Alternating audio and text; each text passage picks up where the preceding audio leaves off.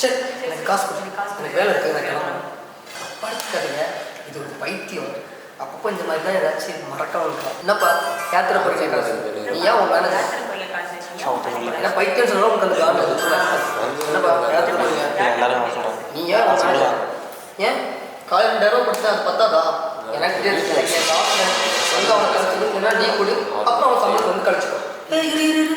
என்ன நீ ஏன் சார் நானே வாங்கணும்னு சொன்னதில்லை, நீ என்ன வாங்க சொல்ற?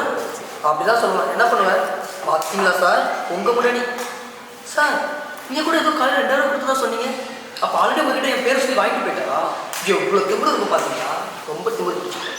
ஆனால் எந்த மாதிரிங்க உங்கள் அம்மா மாதிரி பக்கா இல்லைங்க நீரா வேற யாரும் இல்லை என் ஃப்ரெண்டு தான். உன்னை பற்றி நீ காசு வாங்கினதை பற்றி எல்லாமே ஆல்ரெடி என்கிட்ட சொல்லியிருக்கேன். உனக்கு 2வது நாள் லிஃப்ட் கொடுத்ததே நீ நம்ம பேங்க்கில் ஒர்க் பண்ணிட்டு தான் இல்லை மீரா? நீங்கள் ஒரு ஸ்ட்ரைக் கொடுத்துட்டு அதுக்கப்புறம் எண்டில் தான் ஸ்லீப் பண்ணும். இதுலேருந்து நமக்கு பிஜிஎம் போயிடும். ஸோ அவங்க சொன்னது இல்லை மென்ஷன் பண்ணி பார்த்து ஸ்ட்ரைக் கொடுக்க ஆக்சுவலாக வந்துடுவாங்க மீரா. எவ்வளோ திமிரு இருக்கும் பார்த்தீங்களா சார் இவளுக்கு? கரெக்ட் தான், ரொம்ப திமிரு பிடிச்ச பொண்ணு. ஆனால் என்ன மாதிரி இல்லை, அவங்க அம்மா மாதிரி.